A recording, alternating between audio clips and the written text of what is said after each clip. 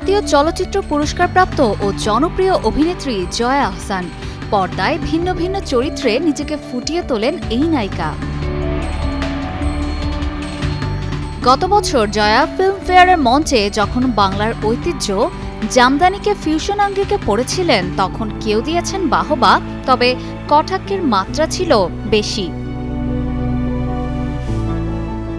তখন জয়া আহসান বলেছিলেন, আমরা আমাদের ঐতিহ্যবাহী খাবার যদি ফিউশন করে খেতে পারি, যেমন পিঠা বা মাছ তো আমরা ফিউশন করে খাই, তাহলে আমাদের দেশের কস্টিউম কেন ফিউশন করে পরতে পারবো না? কেউ তো দস্তখত দেয়নি যে জামদানি এভাবে পরা যাবে না, ওভাবে পরা যাবে না।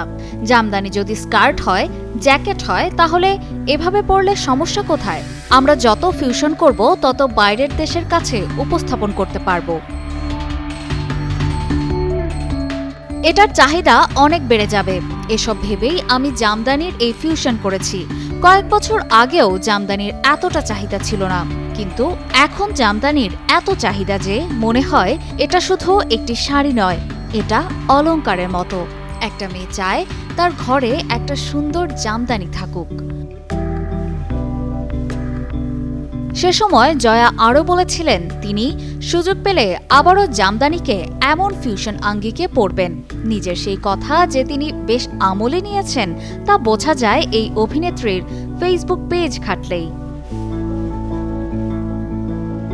নেদারল্যান্ডের রটারডাম শহরে অনুষ্ঠিত রটারডাম ইন্টারন্যাশনাল ফিল্ম ফেস্টিভ্যালকে চলচ্চিত্র বোদ্ধারা দারুণ সমাদর করেন, কারণ এই উৎসব মানের দিক থেকে দারুণ সচেতন। এই উৎসবে অংশ নিতে জয়া আহসান পৌঁছে গেছেন নেদারল্যান্ডে। সেখান থেকে একটি ছবি পোস্ট করেছেন এই অভিনেত্রী। তাতে দেখা যাচ্ছে একটি গাঢ় পেঁয়াজ রঙের জামদানির সঙ্গে একটি ভিন্নধর্মী ফ্লোরাল কাজ করা লং ব্লাউজ পরেছেন অভিনেত্রী।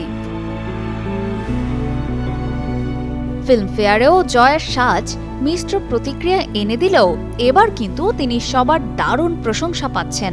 শুভাকাঙ্ক্ষীরাও অভিনেত্রীকে ও তার সিনেমার জন্য শুভকামনা জানিয়েছেন। অপর্ণা বর্ষা, কালের কণ্ঠ।